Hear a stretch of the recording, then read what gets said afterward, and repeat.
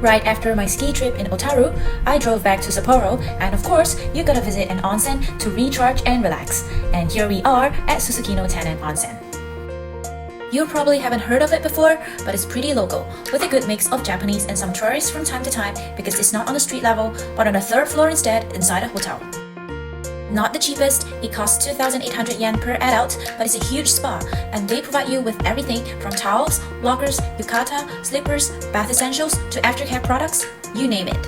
In the onsen, there's one hot pool, one jacuzzi, and one rotenburo, also known as an outdoor bath, and it's the most popular since there are more people in there most of the time. The restaurant on level 4 offers an extensive food menu, which you can indulge in after your bath. It's time to eat. I'm hungry after a whole day of skiing and a 2-hour drive to get back to Sapporo City. Take a look at the menu. They offer so many options, and there's a ton of seafood, which I'm probably gonna go for because this is Hokkaido. The fried rice here looks so good. They even have the kani-chan, which we don't get most of the time. A cold soba is always the best after an onsen because they just taste so light and refreshing, and the set I got comes with a bowl of ikura don as well. Daniel's having a yasai itame tonight with an egg drop soup by the side. It's stir-fried vegetables with rice where you're supposed to mix, eat it all together, and it's comfort food. Super heartwarming in winter. Coming up in this video, I'm gonna show you my last couple of days in Sapporo. Welcome to Moonlight Paradise, and please hit the like and subscribe button.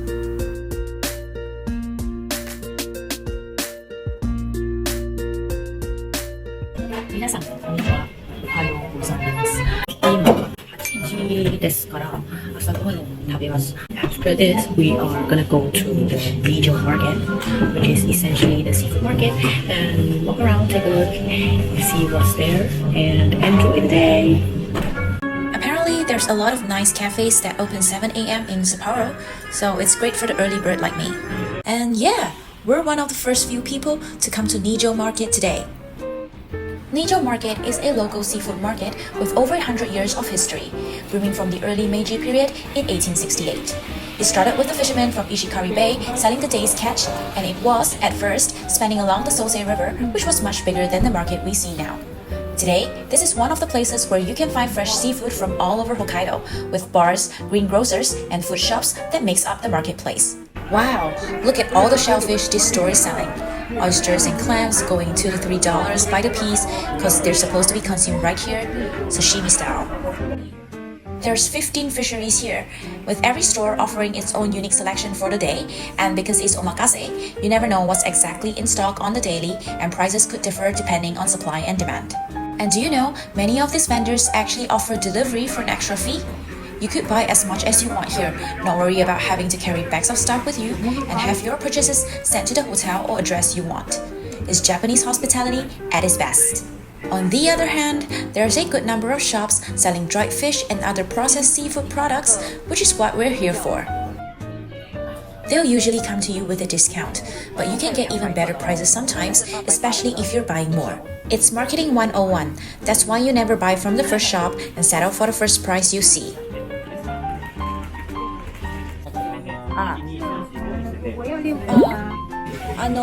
一つははいはい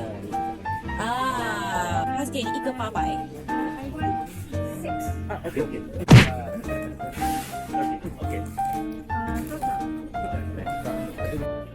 And they have a lot of seafood shops like this where you can get your Tyson don, sashimi. And what can be a better place than a market to taste the freshest seafood from all over Hokkaido? Oh, and if you guys see this small wooden shop, you gotta stop because you wouldn't want to miss the fantastic ice cream it is selling. Can you believe that there are people who come for this instead of seafood to the market? It's the famous Hokkaido Yubari ice cream, also known as rock melon, and some people call it honeydew. The Yubari melon is already a Japanese specialty for its beautiful color, taste, and juicy goodness. But can you imagine they make it into an ice cream? Wow, it's so nice. Wow, it's super good, man. It's really soft. There's a burst of melon taste. Wow. It's as good as like eating a fruit. delicious.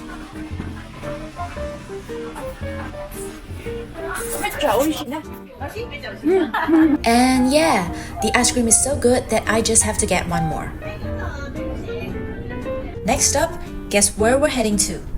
There's still a whole day ahead when you wake up early, and I've been looking forward to this part of the trip because I don't remember much from my first time coming here.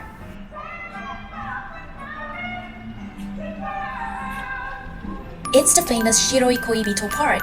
This time, I'm super happy to come here in December because you can see that it's different from its usual look, with the Christmas decorations like the snowman, Christmas wreaths, and it's a beautiful, beautiful day.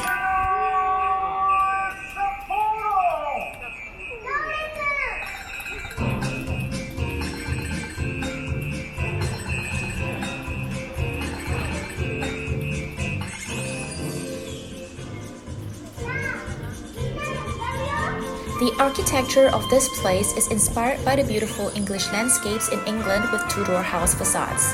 In summer, they have beautiful blooms of flowers in the atrium gardens, and in winter, it becomes a white snowy wonderland with Christmas decors and twinkling lights.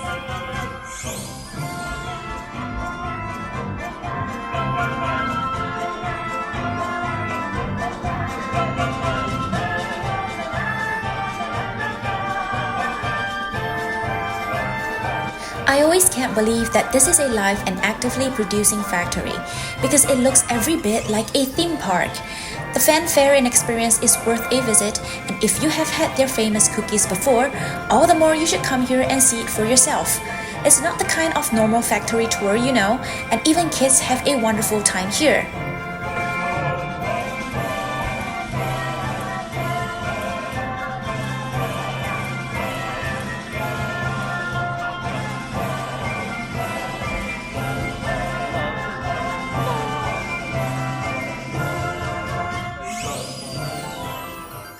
So now, we're gonna get the tickets first before heading to the Chocotopia house. They give you a free cookie with every ticket purchase, and there's lockers here if you need to store your stuff. This is your ticket and chocolate cookie. Please follow the editing sign on the left. Have a nice day. Thank you. Alright, so first we're gonna go for a light show, which is gonna tell us about the history of chocolate and how the company got here today.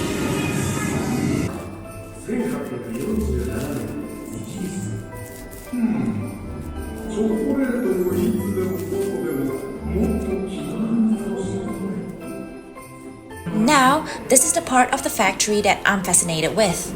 It's the production line, and we're in a viewing lounge overlooking at how all the cookies are made. Shiroi Koibito is a Japanese term which was inspired by the white snow of Hokkaido, which translates to white liver in English. It was the name given to the delicious langue-de-chat biscuit, which is made of chocolate squares sandwiched in between two crispy thin layers of wafer biscuit, making it different from the traditional French cookies, supposedly long with rounded ends to resemble a cat's tongue. Later, this theme park was born in honor of this famous confectionery, well known in many parts of the world. And do you know that more than 200 million Shiroi Koibito cookies are sold nationwide every year? The crispy cookies are made with butter from Hokkaido's famous dairy cows, giving off a richer flavor and became the most popular langue-de-chat cookie, an iconic souvenir that you can buy in Japan. Look at the robot at work, how fast it packs the cookies into those boxes. Oh my god, look at how the box is actually closed up. It just goes through a bar like that and then it closes. Amazing, right? When you actually see it with your own eyes, it's really different. And check out this amazing view at the chocolate cafe. We're lucky that we got seats at the bar counter overlooking this view today, because usually it's packed with people.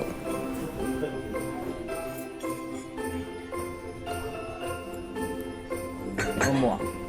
はい、アイス。もっと一つ。アイス。こっち。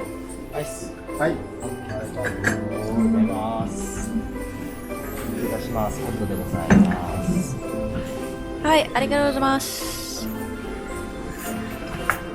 メニューはい、大丈夫。ありがとうございます。お願いします。はい。Look at this ice. It looks super delicious. I've been wanting to have this for a long time at these stores, and yeah, Gonna have it with my chocolate ice cream. with the Baum cake today. And we even got like some chocolate drink. I'm having a cup of hot chocolate. This tastes light, creamy, and full of chocolatey taste. It's basically the same chocolate that you get from the square cookies, just that they made it into a drinkable form.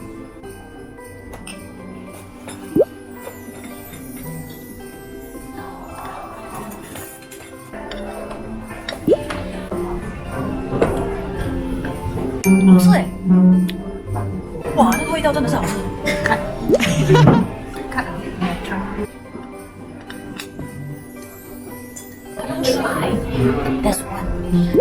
Combination of two flavors together.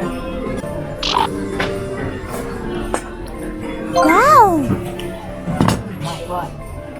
The chocolate flavor is super rich and intense. So delicious. And when you come here during Christmas, this place turns into a winter castle, and a white Christmas tree is the most beautiful. Now we're heading back to central Sapporo to Susukino, and cause it's technically our last day here, I want to go to the famous Times Square shop to get some omiyage. So here we are, just around the exit of Susukino train station. Sapporo Times Square is a sweet shop known for its delicious loofah cake with one-of-a-kind custard cream on the inside.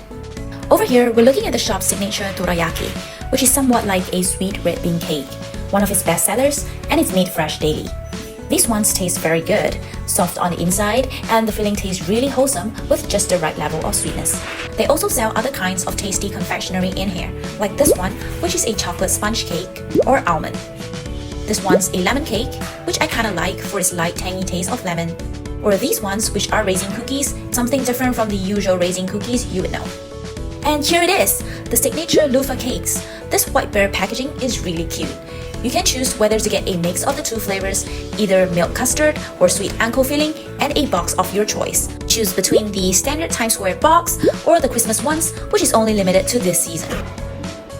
Okay, right now it's still a little early for dinner, so I'm gonna shop around for a bit, get more souvenirs, and show you guys what they have in stores during this time in Sapporo Station. So let's go! Just outside the entrance of the Namboku line, I'm in the Apia Underground Shopping Center, and this store is the Apia Sweet Square. There's a good variety of omiyage in here, so let's have a look. This one, it's really nice. It's the Hokkaido Grand Snow Souffle, and over here it says Fuyu Gente. That means it's actually limited during this season only. This is really fluffy. It's like a cake half. Inside is actually a souffle filling. Super nice. On this counter, we have the popular Morimoto confectionery like the Hasket biscuit. This is good, man. And check out the variations of dorayaki they have here. Taisho Kintoki, Kokuro Soibi, Yakuzu, Erimo Azuki. Morimoto is a popular local Japanese producer, and its okashi is known for its jam-like filling that gives a small pop of explosion in the mouth, making it very unique and different from what we usually know. So don't miss it. On this side, we're looking at this mouth-watering display of fruit mochi. Oh, this is good too. I'm not kidding, but everything in Hokkaido just tastes so good that even the locals agree. Check out these cakes. Japanese food is predominantly very visual, so just by the looks of it, you'll be salivating and be tempted to try everything. Right now, we're actually going to the famous ramen alley, so let's see what we can get there. Ramen Alley features 17 popular miso ramen shops of Sapporo City, and this 42-meter long narrow alleyway is always crowded with people from morning to night. The locals also come here as their last stop of the night for a ramen snack after spending an evening out drinking in Susukino. Everything's gonna taste great here, so my plan is just to pop into a store with the least queue, and this is the chosen one, which their signature is the clan miso ramen. So a few variations with the spicy option you can see, and just under $10.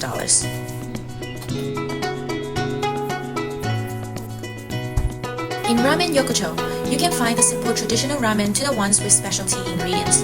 So a good idea is to pick a few to try when you finally get a seat. Spicy miso ramen and miso chashu ramen are popular choices.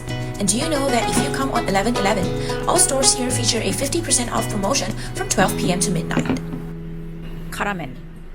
So right here, I've got a couple of different flavors. This one is the karamen, spicy clam miso ramen, and you can see from this orangey red broth, it should probably be spicy.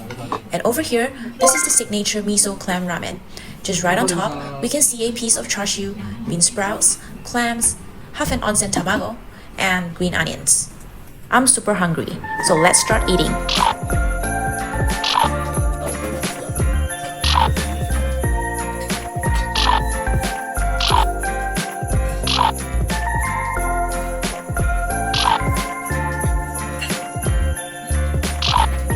Guys, this is so rich and the broth has been infused with the sweetness of the clam, making it bold, creamy on the palate but carries a light texture. And with the noodles cooked to al dente, this bowl is a perfect combination of flavors, and what can be better than having a seafood ramen like this in winter Hokkaido? The karamen uses the same white broth but is made spicy with the shop's specialty mix. And when you finish the noodles, you gotta have a bowl of rice to mix into the remaining broth, soak up the flavors, and slurp the entire bowl to the end. Taking a walk after dinner and check out Sapporo City. We're going to Odori Park, and along the way, there's Christmas illuminations that make the streets look so pretty and full of festive vibe. This is the Sapporo TV Tower, a backdrop for the Christmas illuminations happening in Odori Park at the same time. It's a very beautiful sight to see at this time of the year. We're at Odori Park at the moment, and they have like really beautiful Christmas lights over here. Just take a look at this. Because it's early winter, we managed to have snow here in the city center, but just a little bit, which is what I wanted, because it makes traveling so much easier. But hey, the lights are beautiful here, right?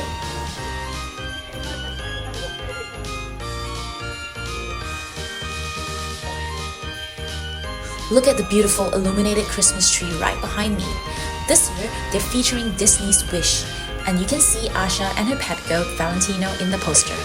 And yeah, it all looks really cool, with Sapporo TV Tower really making things look taller and bigger. Okay, right now I am on the train and we are actually going to Hakodate right now. It's actually 3:30 p.m. and this train ride on the JR is gonna take approximately about 4 hours, 3.5 actually. So yeah, we're gonna reach there, and I think it's gonna be night already because the sun sets at 4 p.m. Yeah, so we're just gonna get in, check into the hotel, and probably go sightseeing. Maybe go to the famous Moriokaku, the Star Dome, and probably an onsen or go shopping. We haven't actually done shopping for in the last 3 days. So yeah. Bye-bye, Sapporo. I will miss you. Yeah. Hakodate. Bye-bye. I will definitely miss Sapporo City. There's so many things to do, and 3 days, 2 nights here is not enough. I'm gonna come back here again. I think maybe another time this season and do so much more. But anyways, see ya later. If you enjoyed Moonlight Paradise, please like, subscribe, and turn on the bell button. Stay tuned, and I'll see you guys in the next one.